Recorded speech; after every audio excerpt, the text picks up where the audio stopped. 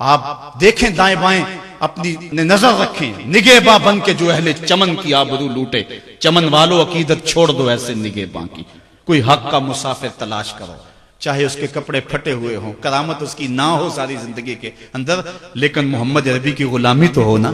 حضرت شاہ نقشبند بخاری سے کسی نے پوچھا حضور آپ کی کوئی کرامت؟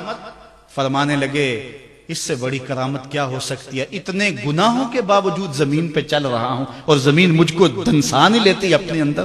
ہمارے بزرگوں کی تو کہانیاں یہ تھیں، اور آج تھوک کے حساب سے کرامتیں دی جا رہی ہیں۔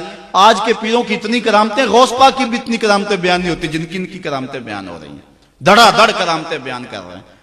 ایک بندے کے یہاں بچہ پیدا ہوا اور اس نے یہ شور کر دیا کہ یہ رمضان کے دنوں میں دودھ نہیں پیتا، اس لیے کہ حضرت غوث پاک بھی نہیں پیتے تھے، وہ بھی پیدائشی غوث تھے اور یہ بھی پیدائشی غوث ہے، اور رمضان کے دنوں میں دودھ نہیں پیتا۔ اچھا کوئی 2-4 ماہ گزرے تو اس غوث کی ماں کو طلاق دے کے نئی عورت سے شادی کر لی۔ میں نے کہا کم از کم اتنا تو خیال رکھتے، جس نے غوث جنم دیا ہے اس کو تو عزت سے گھر سے رکھتے۔ تو یہ کیا تماشے ہیں، کیا لوگ بے وقوف ہیں؟ اب لوگ سمجھنے لگے ہیں، لوگ جو ہے وہ ان وجہ سے پھر دور دین سے ہوتے ہیں، نقصان یہ ہوتا ہے۔ لیکن میں آپ کو کہتا ہوں دنیا سے حق ناپید نہیں ہوا۔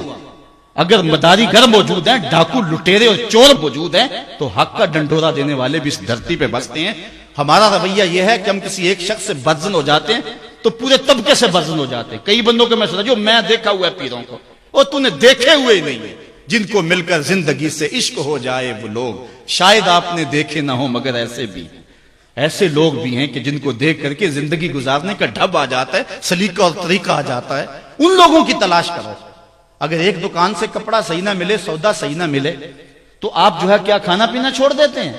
آپ کو پتا پورے شہر سے مٹھائی کہاں سے اچھی ملتی ہے، آپ کو پتا پورے شہر سے کپڑا کہاں سے اچھا ملتا ہے، آپ کو پتا پورے شہر میں جو ہے وہ فلاں چیز اچھی کہاں سے ملتی ہے۔ دین بھی ڈھونڈو کہاں سے خالص ملتا ہے اور کہاں سے نہ خالص ملتا، اس کے لیے محنت کرنی پڑے گی۔ جھولی میں یوں نہیں ڈال دیا جائے گا، اس کے لیے تمہیں جانا پڑے گا، کوشش کرنی پڑے گی۔ ہاں ایک سے دھوکہ کھاؤ گے، 2 سے کھاؤ گے، 3 سے کھاؤ گے، لیکن جو تم دھوکہ کھاؤ گے تم تو رب کے نام پہ کھاؤ گے نا۔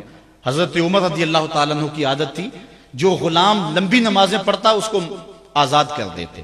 غلاموں کو سمجھ آ گئی، لمبی نمازیں پڑھنی شروع کر دی، آپ آزاد کر دیتے۔ کسی نے کہا عمر تم تو بھولے آدمی ہو، یہ نمازیں اللہ کے لیے نہیں پڑھتے، یہ آزادی کے لیے پڑھتے ہیں۔